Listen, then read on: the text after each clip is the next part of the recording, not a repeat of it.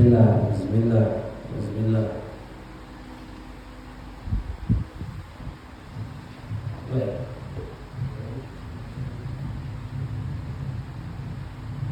Bismillahirrahmanirrahim.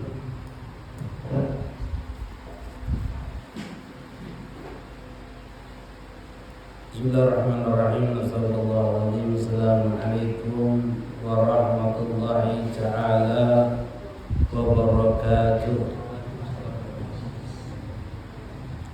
Alhamdulillah Rabbil alamin wa bihi nasta'inu ala umur dunya wa din. Wassalatu wassalamu ala sayyidil mursalin Sayyidina Muhammad khatamin nabiyyin wa alihi wa sahbihi ajma'in. Wala hawla wala quwwata illa billahi al-'aliyyil 'azim.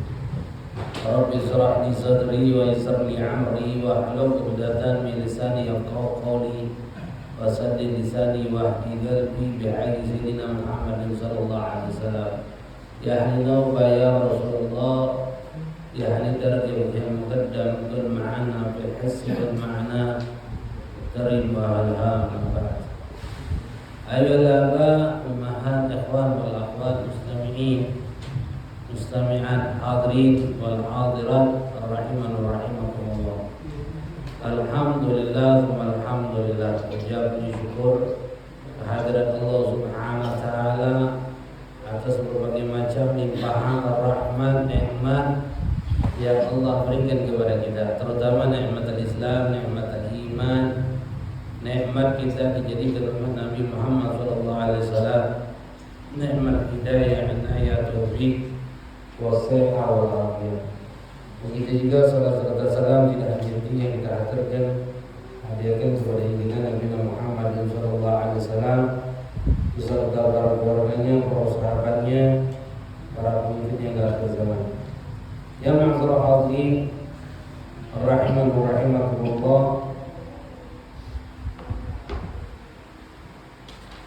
Lanjutkan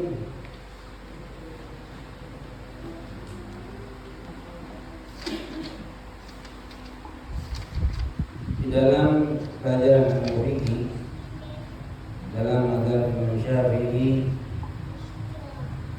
dalam akidah Ahlussunnah wal Jamaah, dalam pembahasan tentang sampai mana dan akhir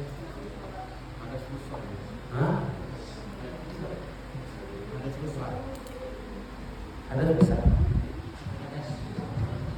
besar membatalkan wudu. Syarat hadas kecil, hadas besar. Terakhir.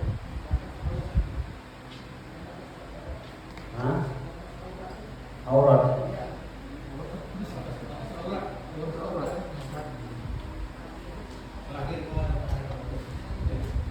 Itu masih di dalam pembahasan syarat sahih salat ya.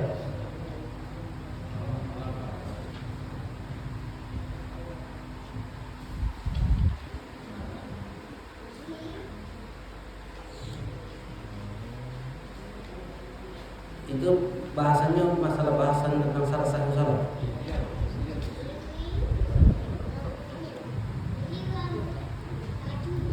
Terakhir kita membahas di dalam pembahasan tentang masalah syarat sahihnya salat. Syarat sahih salat ini di antara ada syarat sahih salat adalah yang pertama suci daripada dua hadas, baik itu hadas kecil dan hadas besar. Hadas kecil itu apa ya? Perkara yang mewajibkan kita untuk wudu. Perkara yang mewajibkan kita wudu itu ada berapa? Ada 4. Perkara yang membatalkan wudu. 4 perkara yang membatalkan wudu apa saja? Yang pertama, keluarnya sesuatu dari kemaluan. Yang kedua, hilangnya akal. Yang ketiga, menyentuh bersentuhan. Yang keempat, untuk kemaluan. Yang ketiga, bersentuhan laki-laki dan perempuan. Yang keempat, menyentuh kemaluan. 4 perkara itu membatalkan wudu. Kalau hadas besar 6 perkara, apa saja? Jima, keluarnya mani, haid, nifas, melahirkan dan kematian. Yang kedua, taharat an najasah fi thawb badan makan. Yang kedua dikatakan syarat sahnya sholat adalah suci daripada najis. Suci daripada najis di badan, di pakaian, di badan dan di tempat. Itu yang kemarin kita bahas. Suci daripada najis. Suci daripada najis.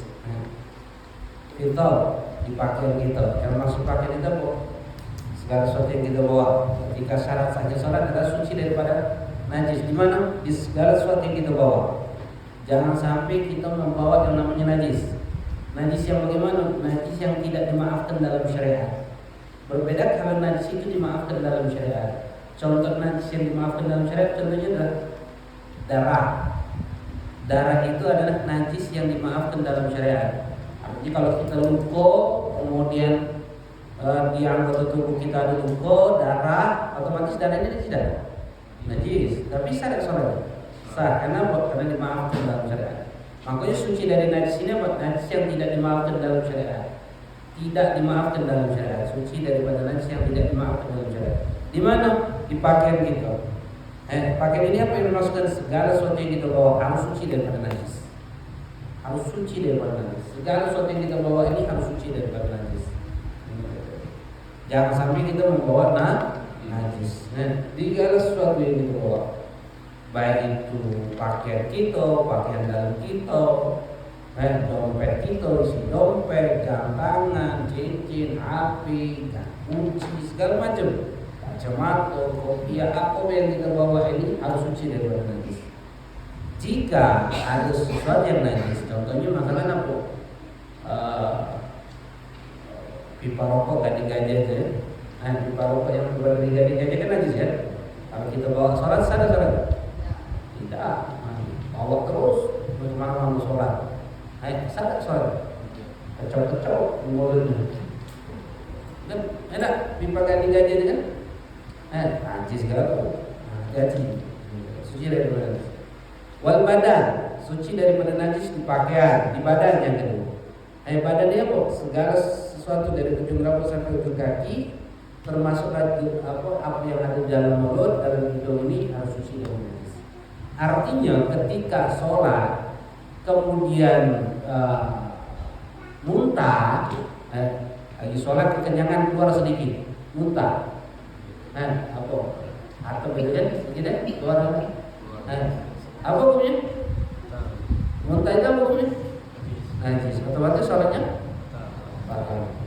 Apa yang harus dilakukan kalau muntah seperti itu dalam sholat? Keluar, buang, kubur harus mubalaghah. Harus mubalaghah. Kenapa? Karena hukumnya najis. Hukumnya najis. Suci daripada najis.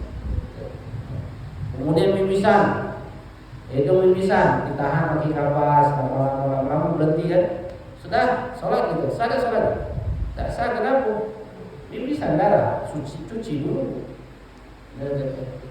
Darah itu kan najis yang dimaafkan, betul. Darah najis yang dimaafkan. Jika darah tidak bisa dihilangkan, kalau darah itu bisa dihilangkan, maka hukumnya wajib dihilangkan. Cuci dulu itu, hilangkan dulu najis, suci dari najis. Kemudian wal makan kata ulama. Yang ketiga, suci dari tempat najis itu di mana? Di tempat kita sholat. Arti tempat ini adalah jangan sampai bersentuhan najis tersebut dengan anggota tubuh kita atau sesuatu yang kita bawa.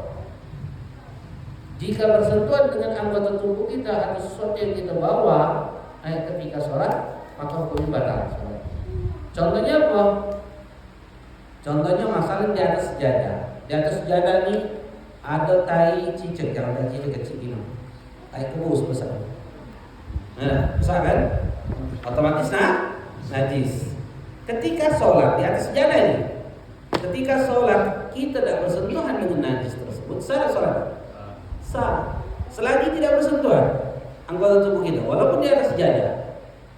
Selagi tidak bersentuhan dengan diri kita dan anggota tidak bersentuhan dengan tubuh kita atau sesuatu yang kita bawa, sah. Tapi jika bersentuhan dengan pakaian atau sedikit pun bersentuhan dengan anggota tubuh kita, maka hukum sholatnya batal, langsung batal. Contohnya lagi masalahnya apa? Tai cicak, masalah ada tai cicak. di tempat sejadah. Lalu kita apa? Kita selentik. Kita buang selentik. Batal sholatnya? Batal otomatis. Kenapa? Karena bersentuhan dengan najis. Atau pakaian kita bersentuhan dengan najis.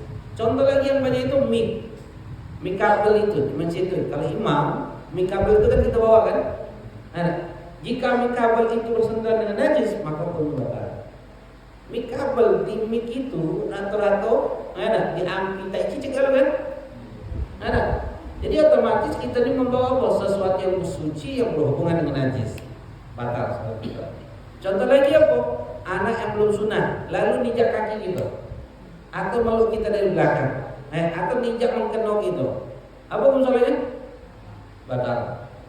Kenapa batal? Karena anak yang belum sunat otomatis bawa najis. Ketika dia ninjak kaki kita, meluk kita, atau ninjak mengkenok kita, otomatis segala sesuatu yang kita bawa tadi yang bertubuh kita atau pakaian kita tersebut membawa sesuatu yang berhubungan dengan najis. Itu juga membatalkan sholat. Tapi kalau seandainya dia bersentuhan saja sama kita, itu tidak membatalkan sholat. Misalnya ada anak sholat sampai gitu, nempel pedenya, batal sholat? Tidak. Kenapa? Karena kita tidak dianggap membawa.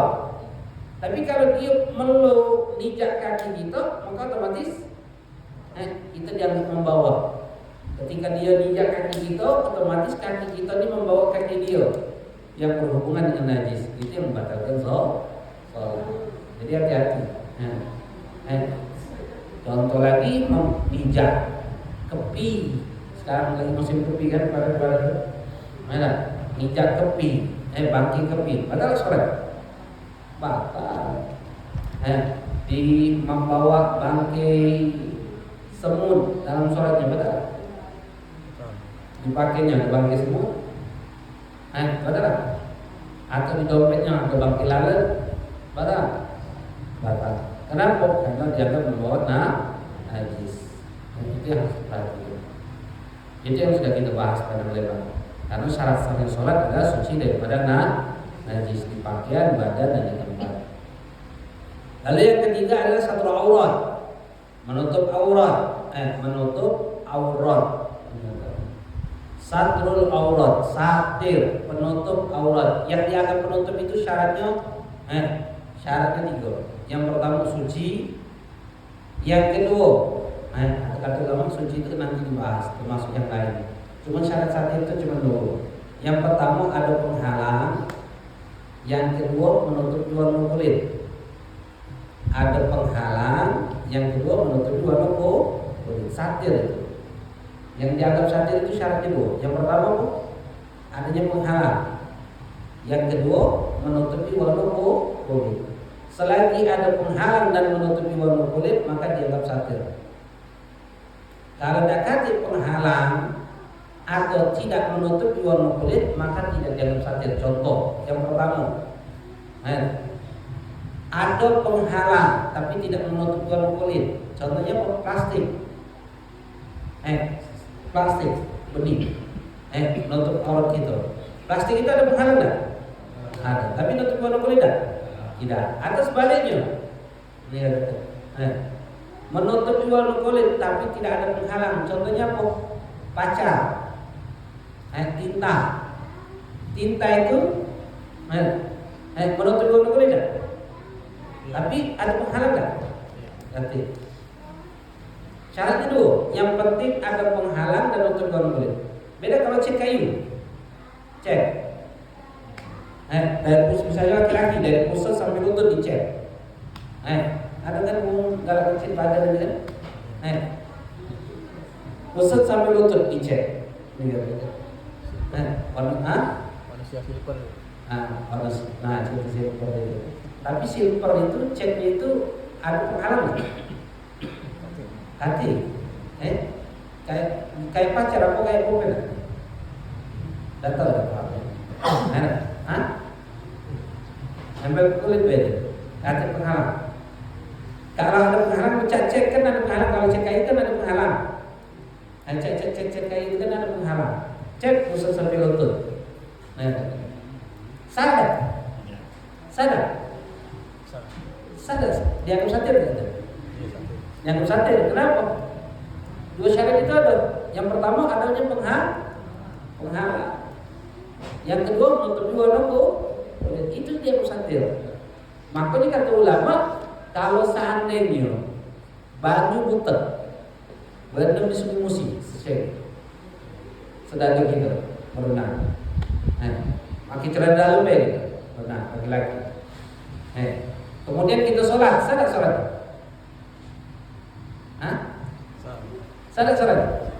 Sah sholatnya. Kenapa sah sholatnya? Kenapa sah sholatnya? Karena syarat satir itu ada. Yang pertama adanya penghalang, yang kedua nutupi wanoku. Itu syarat satir kata ulama. Yang penting di dalam syarat satir itu dua. Yang pertama ada penghalang, yang kedua menutupi wanoku. Itu syarat satir. Dan syarat satir itu ada menutupi wanoku itu dari mana? Jarak majlis takhutub kata ulama. Kurang lebih jaraknya 3 dirham, 1,5 meter. Jadi kalau pakai sarung, sarungnya bolong. Pakai sarung, sarungnya bolong. Pakai sarung, sarungnya bolong. Ya, bolongnya tersebut. Bolong kan kalau yang merokok kan biasanya sarungnya bolong kan? Ada.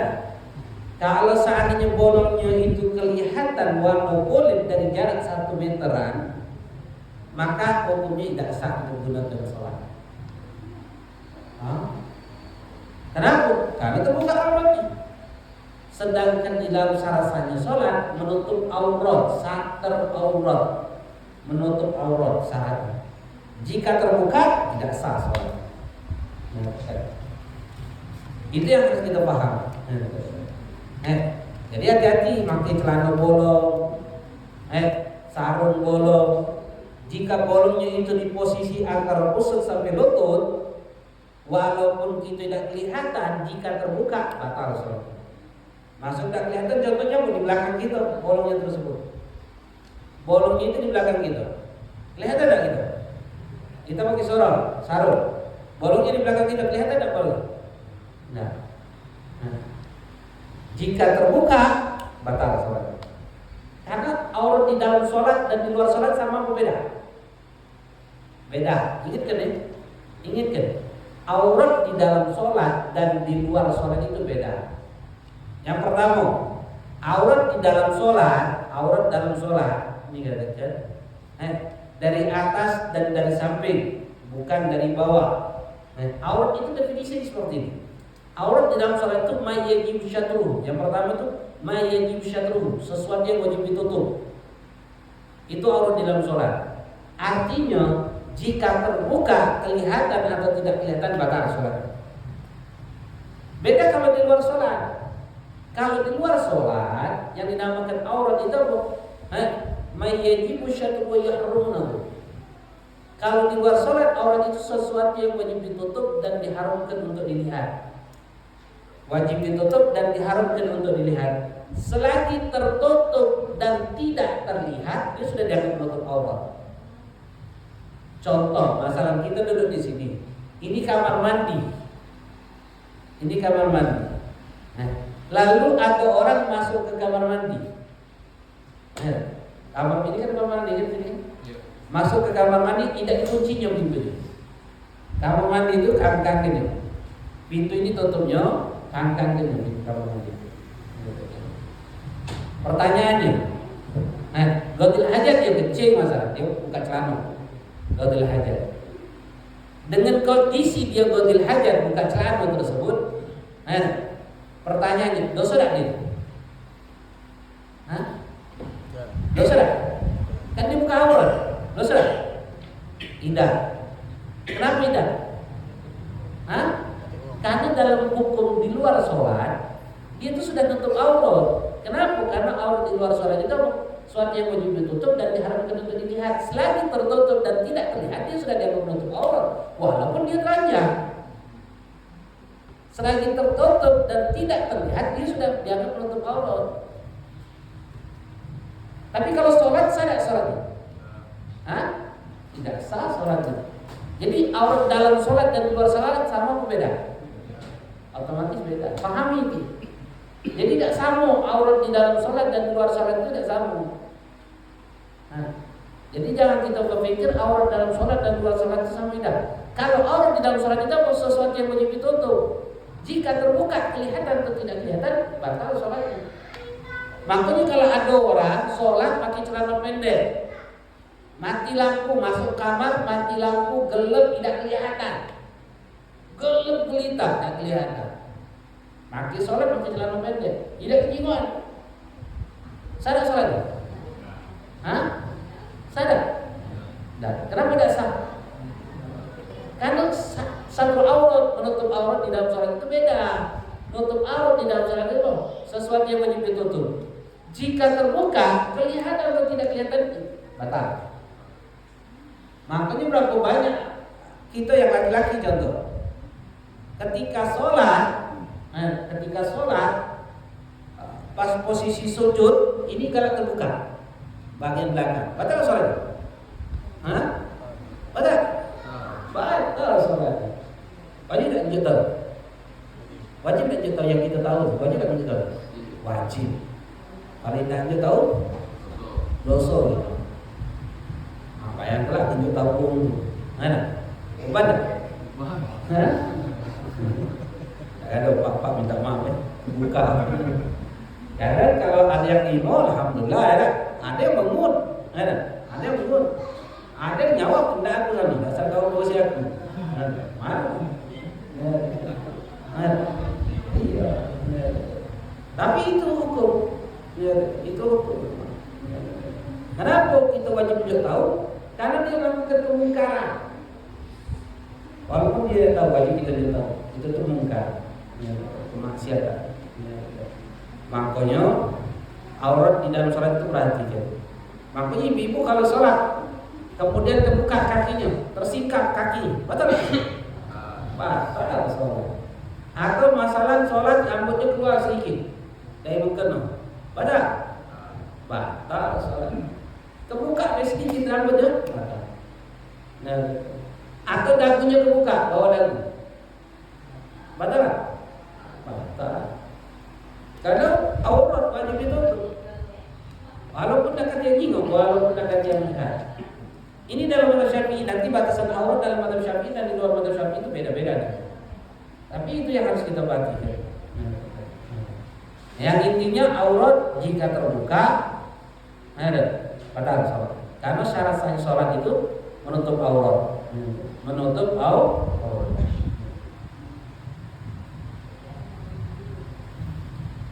Aurat dalam sholat yang pertama, perbedaannya di luar sholat. Kalau di dalam sholat itu sholat yang wajib ditutup. Jika terbuka kelihatan dan tidak kelihatan batal. Kalau di luar sholat wajib ditutup dan diharapkan untuk dilihat. Selagi tertutup dan tidak terlihat, dia sudah dianggap menutup aurat. Contoh, ada uang masuk ke kamar mandi, kemudian dia ketik hajat, dia buka baju, buka celana, telanjang masalah. Kita udah di posisi di sini, belum sholat dia?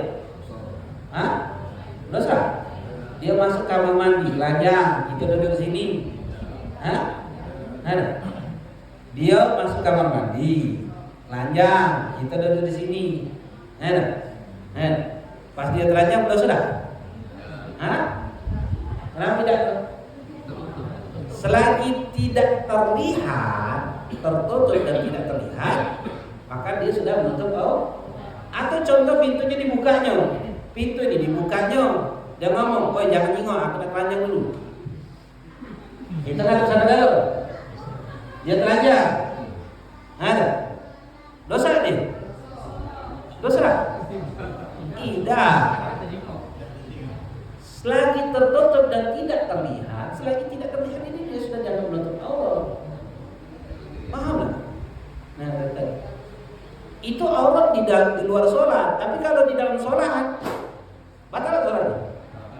Batal. Jadi aurat dalam sholat dan di luar sholat sama beda? Beda. Pahami itu dulu. Karena kita ini berpikiran aurat dalam sholat dan di luar sholat itu sama beda. Karena itu pikiran kita kebanyakan umumnya. Itu kebanyakan kita rata-rata. Padahal aurat dalam sholat dan luar sholat itu beda. Sangat-sangat beda. Itu yang kedua, aurat di dalam sholat itu dari atas dan dari samping, bukan dari bawah. Dari atas dan dari samping, bukan dari bawah. Kalau perempuan dari manapun aurat, dari atas, samping, bawah aurat bagi perempuan. Kalau laki-laki auratnya dari atas dan samping, bukan dari bawah. Contoh pakai gamis seperti ini, pakai sarung. Pakai sarung. Sholat kita Allahu Akbar. Laki-laki. Kemudian ada yang ngintip dari bawah, muka auratnya. Ceweknya mukanya ingatnya aurat. Batal tak sholatnya? Tidak. Kenapa tidak batal? Karena aurat itu dalam sholat itu dari atas dan dari samping, bukan dari bawah. Paham?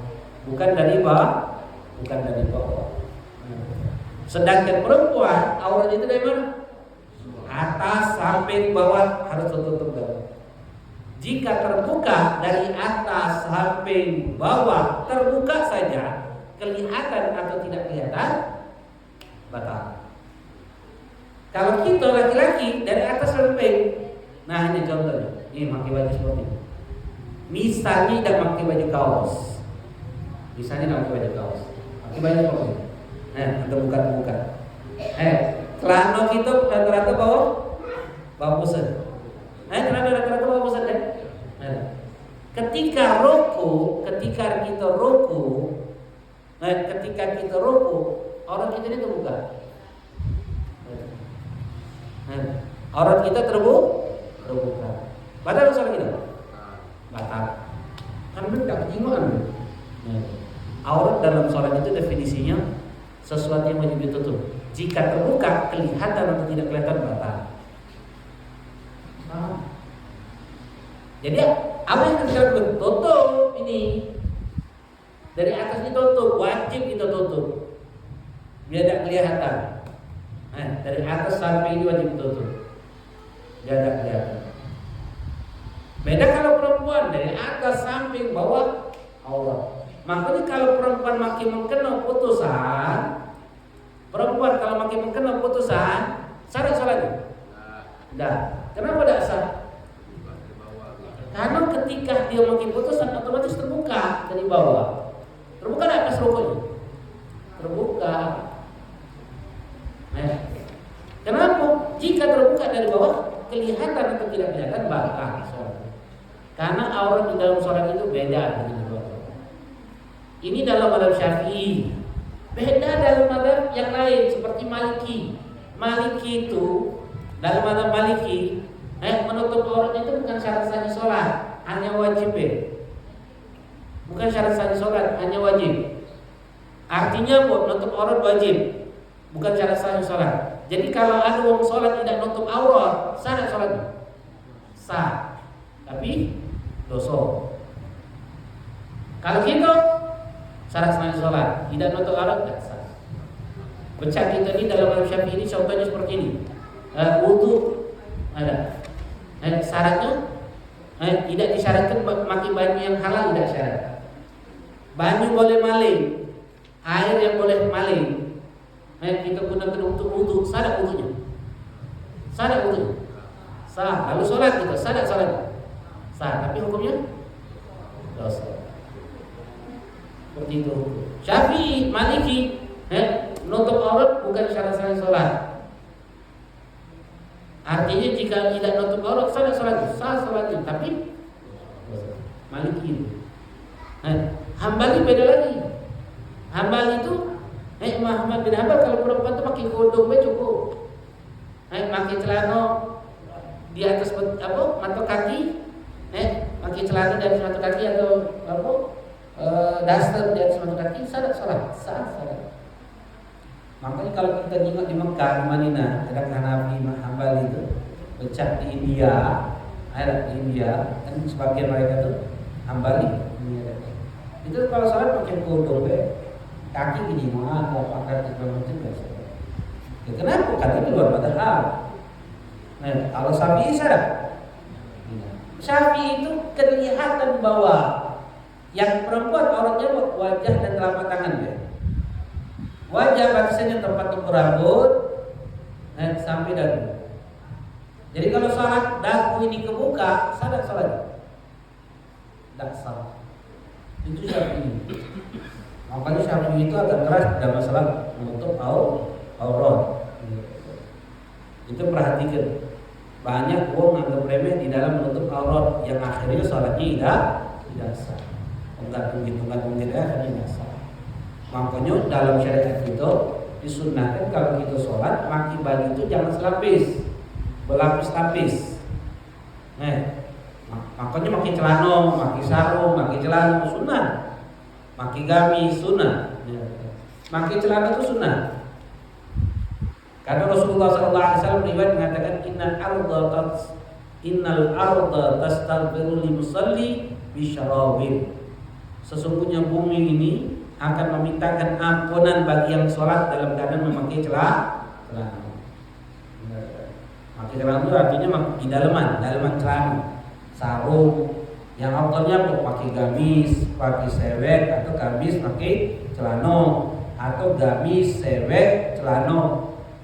Pakai rida, sal, itu sunnah. Kalau khusus yang mengumpat bulu bojo, sal itu jangan ditinggalkan. Mengumpat bulu bojo, sal itu mana-mana, walaupun min habl, walaupun dari tali, sunnah untuk pakai sal. Kalau sholat. Kemudian yang keempat, di dalam syarat sahnya sholat adalah istiqbalul kiblat. Itu yang terakhir kan menutup aurat. Nah sekarang adalah istiqbalul kiblat. Nanti kita bahas lagi batasan-batasan aurat itu nanti kita bahas. Lalu yang keempat ini adalah istiqbalul kiblat, menghadap kiblat. Di dalam syarat sahnya sholat harus menghadap kiblat, harus wajib menghadap kiblat itu harus. Menghadap kiblat itu apa? Ulama ada dua pendapat. Menghadap Ainul Ka'bah, Ain dari Ka'bah. Kalau dekat secara yakin, kalau jauh secara don sangat kuat. Ainul Ka'bah. Artinya kalau ini Ka'bah, kita harus dadok itu. Yang diwajibkan menghadap kiblat itu apa? Kalau tegak dan duduk, miring itu dadok. Kalau telentang, diangkat kepalanya, jadi menghadap kiblat. Dan kalau tidak baca diangkat kepalanya, kedua kakinya yang dihadap menghadap kiblat. Kiblat mana ini? Kiblat sana masalah. Kiblat sana. Lihat. Kalau tegak seperti ini, kalau duduk seperti ini, kalau tidak miring seperti ini, sebelah kanan atau sebelah kiri. Kalau tidak baca, tidak miring telentang. Kepala sana kakinya menghadap kiblat, angkat kepalanya. Kalau tidak baca di kepala di kakak, angkat akhmas kakinya. Telapak kakinya yang dihadapkan arah kiblat. Lihat. Yakinan, secara yakin, tahu betul kalau tarik benang merah dadok itu ini bakal menyentuh bagian dari Ka'bah. Kalau di depan Ka'bah wajib yakinan. Kalau tidak ngadep Ka'bah di luar masjid, atau kita di Palembang, di jauh dari Ka'bah, maka wajib dong sangkan kuat ngadep kiblat. Kalau ditarik benang merah itu harus ngadep kiblat. Artinya ketika sholat menurut pendapat ini tidak boleh miring kanan sedikit atau miring kiri sedikit, tidak boleh. Harus. Jadi kalau sholat di rumah ini sejadah kita tuh tidak boleh miring kanan sedikit, miring kiri sedikit. Pasang arah kiblat buat apa? Lakban, tempelkan. Sejadah itu harus sejadah dengan arah kiblat. Jadi tidak boleh miring kanan sedikit, miring kiri sedikit. Kalau miring kanan sedikit, miring kiri sedikit, tidak sah sholat. Ini pendapat pertama. Ini mayoritas pendapat. Pendapat kedua kata ulama, kalau dekat Ainul Ka'bah sama sepakat ulama. Di hadapan Ka'bah harus yakinan hadap Ka'bah. Kalau kita tidak nyinggung Ka'bah, jauh dari Ka'bah, kata ulama apa? Zon sangkan apa? Jihad, arah jihad. Bukan Ainul Ka'bah tapi jihad Ka'bah, arah Ka'bah. Arah Ka'bah itu mana? Sana. Boleh miring kanan sedikit, boleh miring kiri sedikit. Kalau sana arah Ka'bah. Jadi boleh miring kanan sedikit, boleh miring kiri sedikit. Kenapa? Yang penting arah. Sana arah kiblat, sana sudah. Miring kanan sedikit, miring kiri sedikit. Itu pendapat yang kedua yang mengatakan jihad arah Ka'bah. Dulu heboh kan, ada perpindahan arah kiblat. Pernah dulu, berapa tahun yang lalu itu, 4 tahun 5 tahun yang lalu heboh yang ribut-ribut tentang masalah pindahnya arah kiblat masjid segala macam. Bahar pindah segala macam. Mau ngamun nak berubah, mau bangun nak berubah. Ya, karena berubah arah kiblat itu. Ya. Apa yang harus kita lakukan? Sebetulnya perlu effort. Kalau melok yang pertama, yang harus kita rubah. Nah, kalau melok pendapat kedua, perlu tidak kita rubah? Tidak. Kenapa? Arah Ka'bah cukup saja. Miring kanan sedikit, miring kiri sedikit tidak apa-apa. Nah, kalau di rumah ini kita ni rata-rata melok pendapat yang kedua, jihad arah Ka'bah. Miring kanan sedikit. Kadang kan kita menentang sejadah tu, kadang belok lagi, kadang belok lagi. Ya, itu yang kita. Tapi agak melihat melok pendapat tersebut. Itu yang mengatasnamakan jihad arah Ka'bah. Jadi yang dikatakan ulama. Dan diwajibkan menghadap kiblat ini, diwajibkan menghadap kiblat ini kecuali kata ulama di dalam 3 hal. Boleh kita meninggalkan untuk menghadap kiblat dalam 3 kondisi keadaan. Yang pertama, dalam sholat syiddatul khauf, puncak rasa takut. Contohnya perperangan. Fa idza iltahamal qital kata ulama. Jika sudah berkecamuk perperangan, dulu perang itu pakai pedang. Jadi berhadapan dengan musuh. Ketika berkecamuk perperangan, ketika masuk waktu sholat, lepas tak perintah sholat? Ketika berkecamuk perperangan, masuk waktu sholat, lepas tak perintah sholat? Lepas? Tidak. Faham? Ketika berkecamuk perperangan, ketika masuk waktu sholat, maka wajib sholat. Maka pada saat itu lepas perintah untuk menghadap arah kiblat. Hadap arah musuh sambil bergerak, sambil ngayunkan pedang, tetap wajib sholat. Ini kondangan tinggal ke sholat. Jalan-jalan tinggalkan sholat. Masuk angin capek, boleh tinggalkan sholat. Ina iltihamul harb, berkecamuk perperangan, ngelawan musuh, sedikit mati gitu. Lagi tidak boleh lepas perintah sholat. Lagi kita ini dalam kondisi apa? Sampai berani meninggalkan sholat itu. Masya Allah. Urusan gawian tinggalkan sholat. Capek, lelah, tinggalkan sholat. Wow, hebatnya. Enak. Alangkah hebat gawian kamu sampai kamu berani tinggalkan sholat. Alangkah hebatnya kondangan kamu sampai kamu berani tinggalkan sholat. Kawin, rias, tinggalkan sholat enten. Alangkah hebat hiasan kamu sampai kamu berani tinggalkan sholat. Mana rata-rata tinggalkan sholat. Mahal Ustaz. Guys ini 2,5 juta. Alangkah mahal hiasan kamu. Sampai kau berani tinggalkan sholat. Masya Allah. Ini kondisi iltihamul harb, berkecamuk perperangan, lagi tidak lepas perintah sholat. Sebagaimana yang terjadi kepada Rasulullah, para sahabat, sebagaimana terjadi kepada Sayyidina Husain di dalam pembantaian perang Karbala. Sayyidina Husain itu ketika pembantaian perang Karbala, perang Karbala itu dari malam Jumat sampai hari Jumat itu perang. Saya sampai ketika masuk waktu sholat, apa lepas perintah sholat? Meninggalkan sholat? Enggak, perang masih. Sampai wafat di hari, bayangkan dalam kondisi Ramadan, di hari Jumat, dalam kondisi bulan, bukan Muharram, di bulan Muharram, 10 Muharram. Bayangkan pada saat itu, luar biasa di hari Jumat. Maka perintah sholat itu tidak lepas. Nah, pada saat itu Allah berikan kemudahan. Apa? Tidak wajib menghadap arah kiblat. Boleh melakukan gerakan-gerakan walaupun lebih dari 3 kali berturut-turut. Boleh sambil berjalan, sambil menghayunkan pedang di dalam peperangan tersebut. Maka lepas kewajiban menghadap kiblat. Ini dalam sholat. Lepas kewajiban menghadap arah kiblat. Kemudian kata ulama, masuk juga di dalam hukum syiddatul khauf ini. Misalnya puncak rasa takut ini, lagi sholat di masjid, nak gempa masjid, nak rubuh masjid, boleh tak lari? Boleh lari, tinggal. Batalkan sholat dah? Tidak. Sambil lari, misalnya banjir, lari, Batal sholat itu batal. Itu namanya apa? Syiddatul khauf, rasa takut. Perintah menghadap kiblat. Ini yang pertama. Lalu kondisi kedua kata ulama, ketika kita lepas kewajiban untuk menghadap kiblat adalah kondisi udzur, sakit, di pucuk pesawat yang tidak memungkinkan kita untuk menghadap arah kiblat di dalam perjalanan. Maka apa yang harus dilakukan? Sholat gitu. Dalam kondisi apapun, walaupun ngadepin pesawat itu ngadep jalannya. Nah, ketika di dalam kendaraan mana ngadep jalannya? Arah jalan perjalanan. Misalnya pucuk kereta, ya sholatnya pucuk kereta, ngadep kereta lagi berjalan. Jangan berbalik ngadep pesawat. Nah, itu yang dari. Tapi yang kedua ini kata ulama wajib wudu, wajib ulangi lagi sholat. Wajib ulangi lagi sholat. Jadi yang sholat di pucuk pesawat wajib ulangi lagi. Wajib ulangi lagi.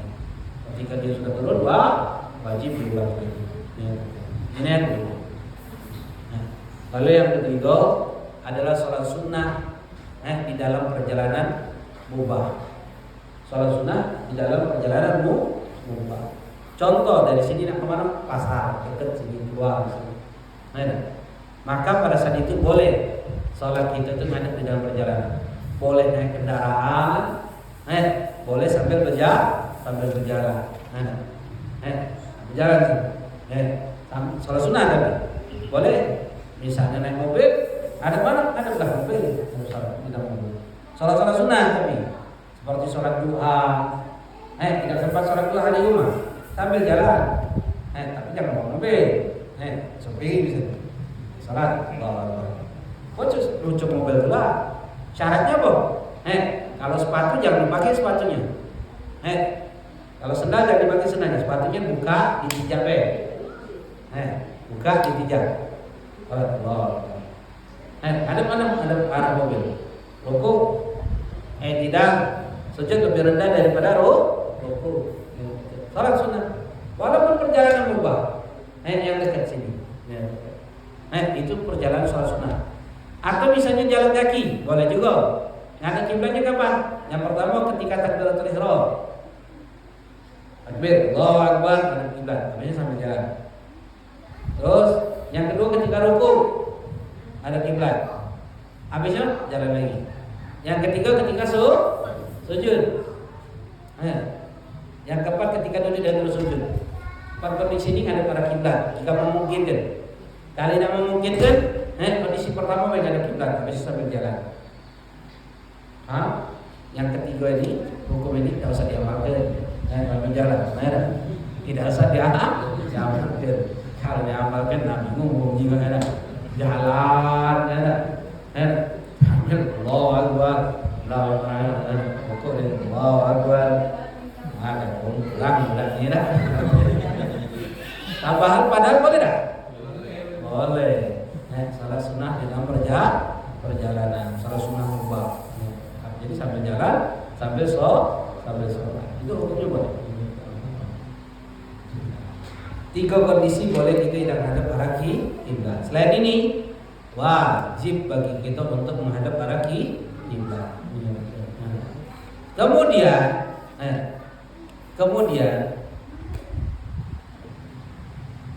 kita wajib menghadap arah kiblat itu ketika kalau kita tahu dengan arah kiblat mana sudah cukup. Kalau kita tahu arah kiblat mana arah kiblat sana sudah masuk. Sekarang ini kondisi kalau kita tidak tahu arah kiblat. Kalau kita kondisi tidak tahu arah kiblat, maka kita harus nanya kepada wong yang tahu betul. Bukan wong yang tidak tahu. Nanya dulu kepada wong yang tahu betul arah kiblat. Kalau wong yang ditanya ini juga tidak tahu, cuma bercakap ke arah sana, boleh tidak kita belok? Tidak boleh. Walaupun betul tidak sah sholat kita. Paham? Tanya dulu. Wong yang tahunya arah kiblat. Khabar 3 an ilmin kata ulama. Nyari wong yang tahu tentang arah kiblat dengan apa? Dengan tahu betul. Contohnya dia punya apa? Kompas. Ibrah namanya. Kompas. Oh arah kiblat sana. Cat mana? Indra, rumah tahu arah kiblat dari mana? Cukup nanya Indra, nah arah kiblat mana? Sana. Nanya hubung yang tahu betul arah kiblat. Bukan nanya hubung yang tidak tahu. Kalau hubung yang nanya tidak tahu arah kiblat, tidak tahu, maka tidak boleh kita belok ini. Paham? Yang ketiga, kalau kita nanya kepada orang tidak tahu, caknya arahnya sana, caknya. Caknya itu kalau nyingok, caknya sana, tidak boleh kita belok. Tak boleh kita belok. Kalau kita belok walaupun betul tidak sah sholat kita. Paham? Yang ketiga kata ulama, ada istihad. Berarti kita harus nyari tahu dewe. Dengan apa? Kompas, istihad. Harus kompas. Sekarang alhamdulillah rata-rata HP ada arah kiblat, ada arah kiblat. Bahkan di aplikasi Google tuh tulis deh arah kiblat. Keluar Google tuh arah kiblat langsung jarak. Agak ke BFO kamera kita tuh langsung arah kiblat ini. Nah, aplikasi di Google deh. Anda baru tahu di Google kan dia aja nih. Ternyata lebih lemah nih. Kan kalau agak yang kipas apa yang kiblat yang itu tuh, itu tuh harus lebih tinggi dari 1 meter dari bumi, kemudian harus di luar. Nah langsung satelit, harus di luar, langsung satelit baru akurat. Baru akurat. Kalau dalam rumah yang banyak besinya, kemudian dekat di lantai, biasanya tidak akurat dan memang betul tidak akurat. Jadi kalau kita harus jaraknya 1 meter, dia aja di kemarin 1 meter dari bumi, kemudian di luar satelitnya bisa langsung. Kemudian setelah kita istihad, lalu yang keempat, kita taklid kepada mustahil, beloknya kepada istihad, jingok. Mana arah kiblat? Ke sana.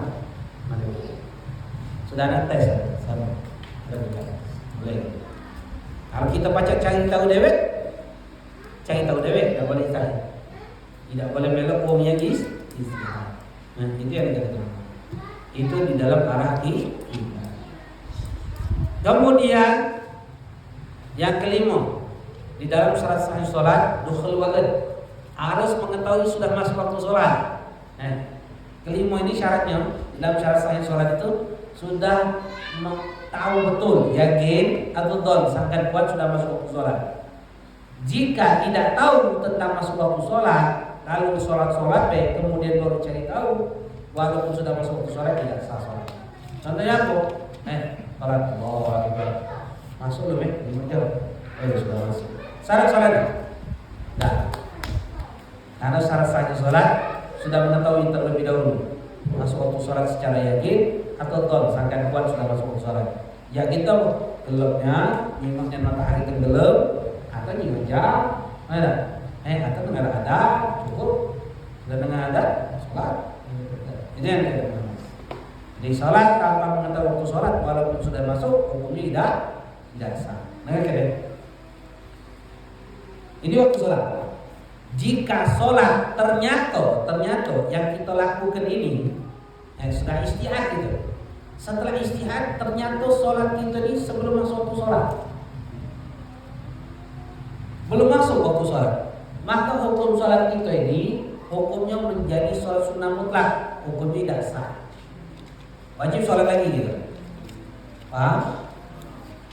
Kalau setelah waktu sholat ternyata habis waktu sholat sudah istihad gitu, misalnya di penjara, bawah tanah tidak kelihatan belum, sholat gitu, sholat maghrib ternyata selama ini sholat maghrib itu di luar waktu sholat, atau subuh kita sudah keluar waktu sholat, maka hukumnya jatuhnya doa dari sholat itu, jatuhnya doa sana. Paham? Jika ada selama 20 tahun,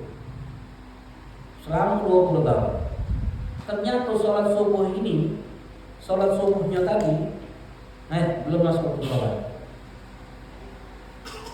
Maka berapa banyak dia harus mengqadha sholat? Selama 20 tahun ternyata sholatnya itu subuhnya itu belum masuk waktu sholat. Berapa banyak dia harus mengqadha sholatnya? Cukup sekali ya. Kenapa sekali? Karena sholat ini jatuhnya qadha yang kemarin. Sholat berikutnya jatuhnya qadha yang kemarin. Sholat yang berikutnya jatuhnya qadha yang kemarin. Sholat berikutnya jatuhnya qadha yang kemarin. Yang hari ini dia keluar ternyata dia baru tahu sholat tadi ternyata subuhnya belum masuk waktu sholat, berarti tinggal apa? Tinggal qadha subuh yang tadi sekali. Otomatis ini. Lalu yang keenam, ilmu fardiyatiha, mengetahui kewajiban sholat. Apa hukum sholat di waktu? Apa hukum sholat jenazah? Apa hukum sholat jenazah? Wajib. Kalau punya sunnah, selama ini sholat jenazah tidak sah. Syarat sahnya sholat itu tahu dulu kewajiban sholat itu. Ya, harus tahu dulu ilmunya.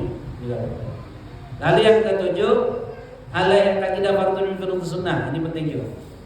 Jangan sampai berkeyakinan yang wajib dalam sholat itu sunnah. Karena di dalam sholat itu kan ada yang wajib, ada yang sunnah. Jangan sampai berkeyakinan yang wajib itu sunnah. Jika berkeyakinan yang wajib itu sunnah, maka sholatnya hukumnya tidak sah. Contoh, membaca surat Al-Fatihah, apa hukumnya? Jika meyakini membaca surat Al-Fatihah hukumnya sunnah, jika meyakini membaca Fatihah itu sunnah, hukumnya tidak sah. Paham? Contoh, membaca Fatihah bagi makmum, apa hukumnya? Wajib.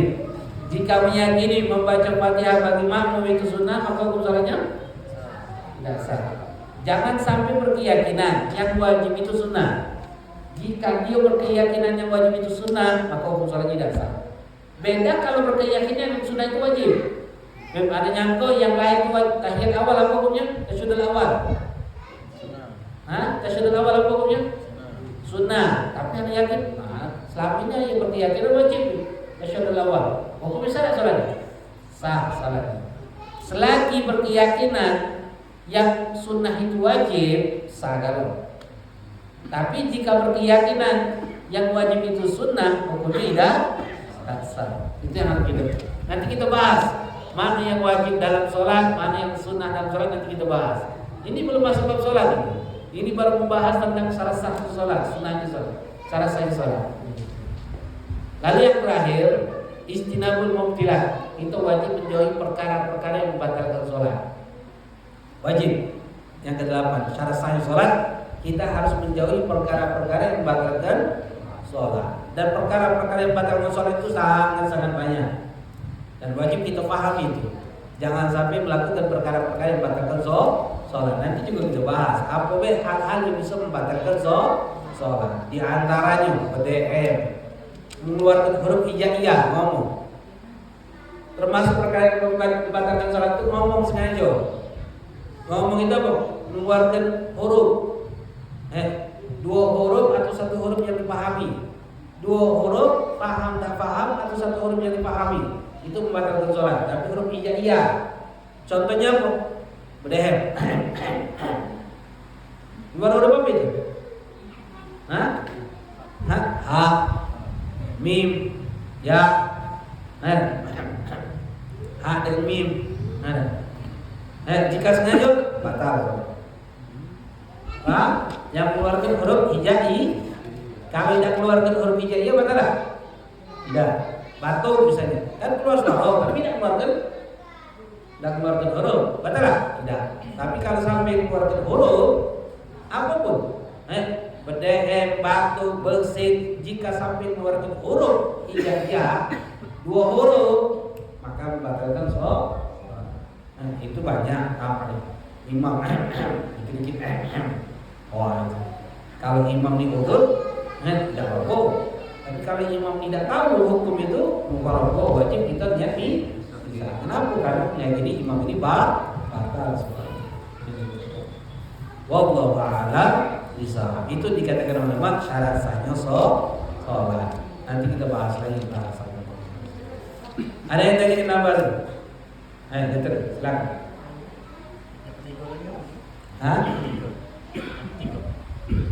Yang pertama tadi taharatul hadasain, suci daripada dua hadas. Yang kedua, suci daripada najis dipakai di badan dan tempat. Yang ketiga, menutup aurat. Yang keempat, menghadap kiblat. Yang kelima, sudah masuk waktu sholat. Yang keenam, mengetahui perkara yang diwajibkan dalam sholat. Yang ketujuh, yang berkeyakinan yang wajib itu sunnah. Yang kedelapan, yang terakhir, menjauhi perkara-perkara yang membatalkan sholat. Lagi ini? Ditanya kalau kita lagi sholat bersendawa, cuman sendawa itu tuh warga sipil farmasi apa gitu. Tidak mana boleh sholat atau jadi sebagaimana kemarin kita sudah pernah bahas, najis itu apa? Muntah. Segala sesuatu yang keluar dari perut kita, dari ma'idah, itu hukumnya muntah dan hukumnya adalah najis. Jadi kalau lagi sholat kekenyangan keluar sedikit, apa hukum sholatnya? Batal. Kenapa? Karena membawa najis. Apa yang harus kita lakukan? Kumur. Batal wudhunya? Batal wudhunya? Tidak. Wudhunya tidak batal. Karena yang perkara yang batal wudhu ada berapa? Ada 4 apa? Ayo Ibu silakan.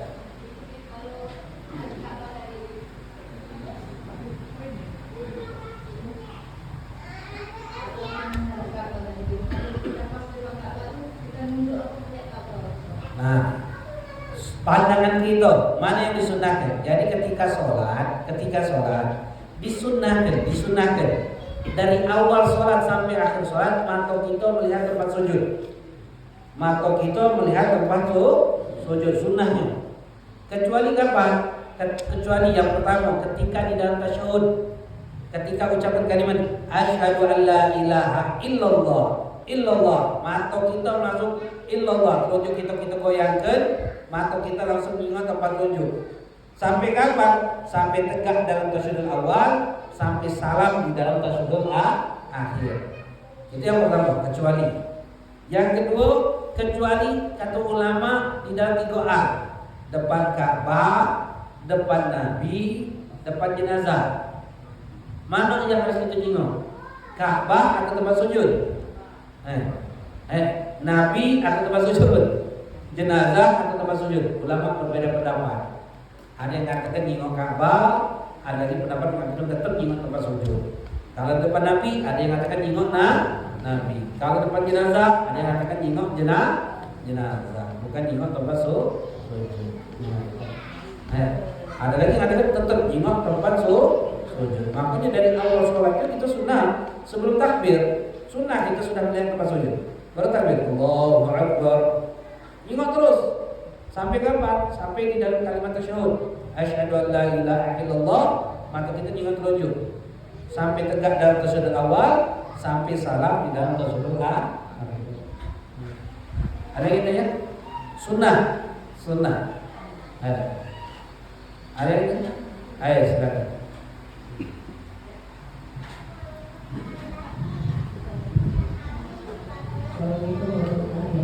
Waalaikumsalam. Untuk orang yang sakit itu kan wajar dia tidak tahu dulu. Kalau seandainya dia wajib diberikan untuk orang yang sakit itu, kalau seandainya laki-laki atau anak perempuannya atau istrinya, kalau dia punya laki-laki misalnya. Apa? Menjaga untuk orang sakit. Wudu. Ya wudu. Nak wudu yang orang sakit. Ya. Kalau orang yang mau sakit itu bisa wudu, wajib wudu. Kalau dia tidak bisa itu, kalau tidak bisa lagi untuk wudu, tayamum. dia mau juga boleh nggak keluarganya yang wudu kan? Nah kalau bisa diwudui itu tuh, selagi bisa diwudui. Coba wuduinya, bebe baju sedikit, maki tembakan, aku lagi semprotan ini ya, tembakan baju itu, enak sedikit be atau be kain. Usap kan suruh lain, tambah lainnya dulu. Usap niat sambil usap kali ini pisau. Lihat nawaitu wudhu lillahi ta'ala. Habis cuci kenangannya. Sambil dia baca koyang ke dewek, siam dewek. Walaupun habisnya kita lah. Kemudian tangan kanan, tangan kiri, habisnya sampai kepala sedikit baik. Habisnya suruh cuci kaki. Kalau seandainya lakinya coba no, nyentuh lakinya batal, nyentuh bininya batal. Jadi suruh siapa? Pakai sarung tangan. Tidak batal. Paham? Itu ya. Dan tetap kalau mampu untuk wudhu. Ya. Ada gitu ya? Ayo sekarang.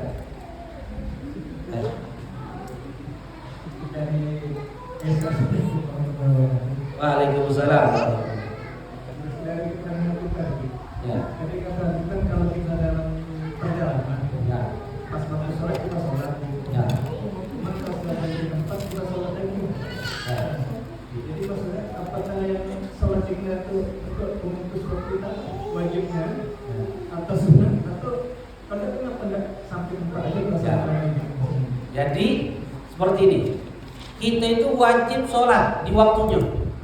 Dan jika di waktunya itu selagi yang bisa dijamak bisa kita jamak. Misalnya zuhur dengan asar bisa kita jamak. Maghrib dan isya bisa kita jamak. Jamak takdim atau jamak takhir.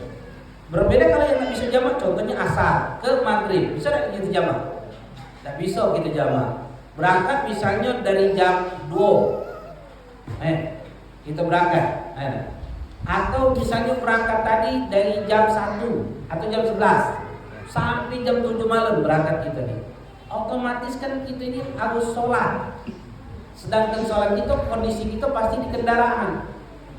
Tidak boleh kita tunda akhir bela sholat ketika setelah maghrib bela setelah sampai. Otomatis kita akan tinggalkan sholat zuhur dan asar. Atau subuh masalahnya berangkat bicara kemarin berangkat. Subuh itu jam berangkat malam, nyampe itu jam 7 pagi. Otomatis kan subuh ini lewat. Kalau kita kakek bilang nyampe baru kita sholat, haram berarti kita ini meninggalkan sholat.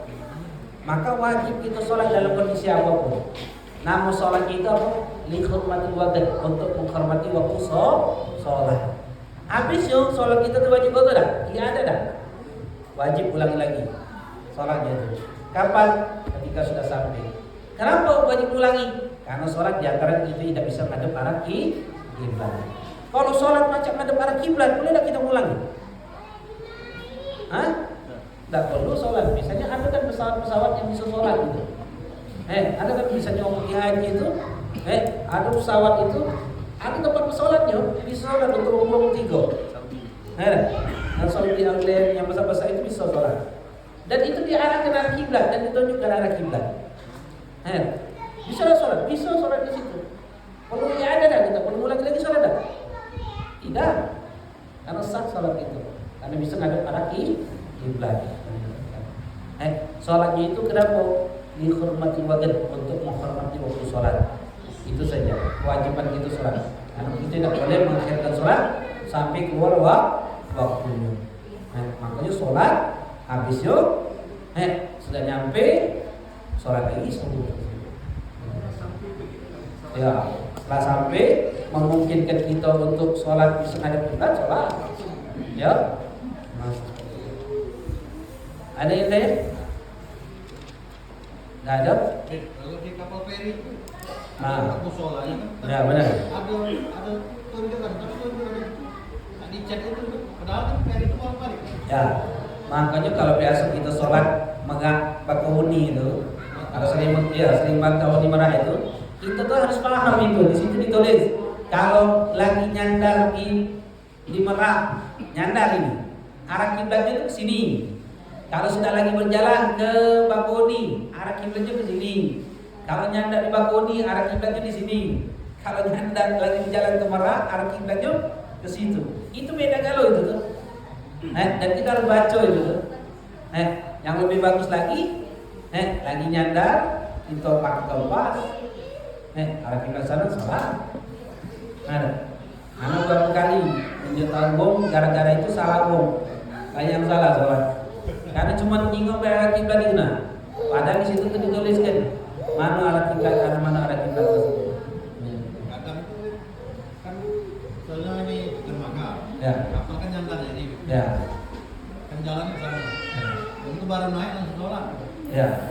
Kan beda mas jalan. Nah makanya pas ketika dia nyandar itu dia ditunjukkan ini arah kiblat ketika nyandar di Merak. Ini arah kiblat lagi nyandar di Merak. Ada tulisan itu. Anda berapa kali berangkat tuh ngerti tulisan itu? Ya, ada tulisan itu. Tak tahu ya selama ini anak berangkat ada tulisan itu tuh. Selama ini berangkat, kalau sekarang ini. Karena rutin kalau berangkat setahun 2 kali tiada berangkat ke sana. Ingat kunjungan anak, antri anak, ngumpul anak, pondok. Jadi kalau balik berangkat latihan dengan kiblat itu di pucuk kapal itu. Ada ini? Anak kan sholat ya. Ya. Saya baron kan hadis nih. Ya. Sudah anak pengen ke situ pas sholat Kebal. bukan Ya. kena ini tadi. Nah, jadi kan tuh lah kalau dihukum kena najis hukumnya batal kan? Pulang biasa. Saya pelaron tuh najis dah. Saya pelaron najis dah. Saya pelaron najis dah. Najis. Hati-hati. Nah, saya pelaron najis. Apalagi buat KP. Ada kan? Ada kan mau buat KP lalu macam. Ada ini? Ini bukan Nabi sholat hadisnya itu ya. Malaikat Jibril datang ngasih tahu tentang Nabi ada hadis itu. Boleh nanti dapat dalam kuasa. Ya. Jadi tidak mampu kalau barang itu bukannya baju itu double bukan jaket. Aku potong lagi. Ya. Jadi ada kaidah dan nanti kita bahas di dalam termasuk perkara yang membatalkan sholat itu. Termasuk perkara yang membatalkan sholat itu kejahatan najis. Ilam turdur halal miri hamlin kata ulama. Jika tidak disingkirkan seketika tanpa membawa. Jika kita singkirkan seketika tanpa membawa maka sah sholatnya. Contohnya bisa. Ketika jatuh tai cicak langsung kita singkirkan seketika tanpa membawa, tidak diangkat, tanpa dibawa. Sah sholatnya. Sah. Tapi kalau kita angkat, batal sholatnya. Kalau di baju nyampaknya, burung nyampak di baju, batal sholat. Batal otomatis atas mana lagi nak nyingkir ini? Ada ini?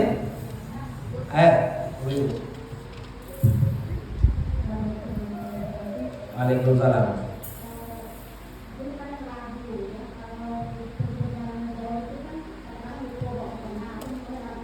Ini dulu, bentar, ada kedengaran?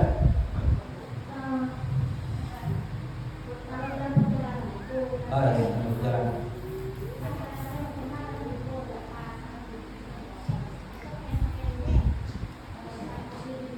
Ya. Salat. Ya. Ya. Jadi seperti ini. Sebetulnya perempuan itu penting. Tidak diwajibkan sholat itu harus pakai mukena, tidak wajib. Tidak wajib. Misalnya dia pakai celana legging, misalnya kan pakai baju daster, ya, baju daster, tapi pakai celana legging kan, celananya pakai kaos kaki. Nah, kaos kakinya itu celananya itu dimasukkan kaos kaki, siko. Kemudian bajunya harus baju dalaman, misalnya pakai baju dalaman. Jadi daster itu di luar leh. Bajunya baju yang dalaman. Bajunya dimasukkan di dalam celana. Panjang bajunya. Bajunya panjang. Nih, panjang sampai ke leher. Kemudian tangannya panjang kan? Kebet be tangannya pakai karet. Kebet pakai karet. Jilbabnya masuk ke di baju. Jilbabnya masuknya di baju. Sah sholatnya? Sah. Sah, tidak ada masalah. Jadi tidak syarat pakai mukena. Yang penting menutup aurat. Menutup aurat dari mana? Dari atas sampai bawah, jangan sampai ke jangan sampai terbuka, jangan sampai kedingin, jangan sampai terbuka. Itu yang harus diperhatikan. Makanya ibu-ibu tuh kalau sudah nak bepergian, berarti harus siap-siap. Harus siap-siap macam mana? Cak siap-siap bawa dompet, mana? Bawa HP. Cak kalau angkat tidak bawa dompet macam mana? Cak itulah. Siaplah. Jangan tidak siap. Alat dompet, HP gugup itu kalau tinggalan. Bahkan balik lagi itu motor lagi. Begitu juga kita. Karena segala macam harus siap-siap. Ada itu ya? Jadi Allahu a'lam bissawab. Bismillahirrahmanirrahim. Alhamdulillahirabbil alamin. Allahumma shalli wa sallim ala sayyidina Muhammad wa alihi washabbihi ajmain. Allahumma salli ala nabiyina Allahumma salli ala malaikatil muqarrabin. Allahumma a'inna bi'ilmi, zaidna bi'ilmi, akrimna bittaqwa, wajamilna bil afiyah, arhamar rahimin. Wa sallallahu ta'ala ala sayyidina Muhammadin wa ala alihi wasallam.